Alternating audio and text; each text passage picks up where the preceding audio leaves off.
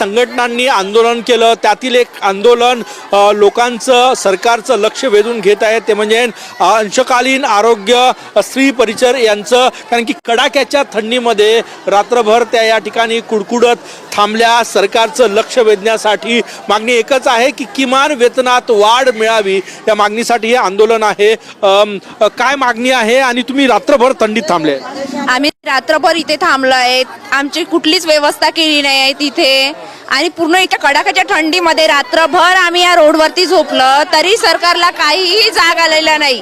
आज आम्ही आरोग्य डिपार्टमेंटमध्ये पार्ट टाइम अटेंडंट अंशकालीन स्त्री परिचर म्हणून काम करीत आहेत। फक्त 3000 रुपये देतात आम्हाला। केंद्र शासन 100 रुपये, राज्य शासन 2900 रुपये। 100 रुपयात जर कोणी जगून दाखवत आहेत का? आज 2025-26 सुरू होईल आता काही दिवसानंतर, आणि या 100 रुपयात कोण जगतं?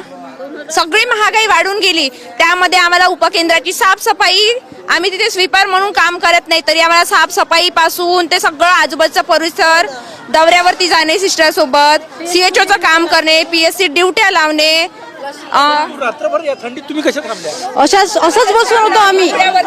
उघड्यावरती जेवण नाही, कालपासून डब्बे नाही, बसायले नाही, अंगावर पांघरून नाही, असंच बसलो आम्ही रात्र। आम्ही आज इथल्या वर्षाचे काम करू पाहिजे म्हणजे पाहिजे। 40-50 वर्ष झाले एका एका बाईला ड्युट्या करून 50 रुपयापासून तर 3000 काम करत आहोत। पण ह्या सरकारनं आम्हाला आश्वासन देते का तुम्हाला वाढून देऊ, पण अजूनही पण आमचे इथले वर्ष झाले पण आम्हाला 3000चे 6000 करू, 6000चे 10,000 आहे नाही ना, काहीच नाही। अशा परिस्थितीत आम्ही जगाचं कसं? मोदी सरकारला आम्ही हे 3000 पुन्हा परत करतो।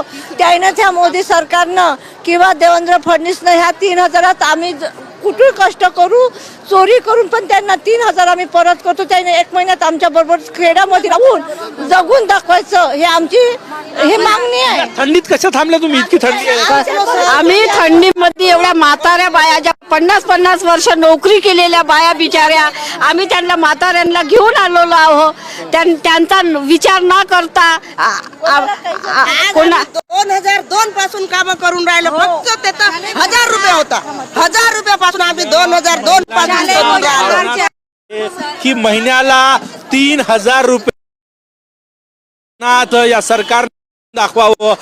हिवाळी अधिवेशनात नागपुरात आलेल्या सरकारला या महिलांनी विचारलेलं आहे आणि आपली मागणी सरकारपर्यंत पोहोचावी, मागणी मान्य व्हावी म्हणून नागपूरच्या 8 डिग्री सेल्सिअस तापमान असलेल्या या कडाक्याच्या थंडीत त्यांनी रस्त्यावर रात्र काढली। जोपर्यंत मागणी मान्य होणार नाही तोपर्यंत आम्ही इथनं जाणार नाही।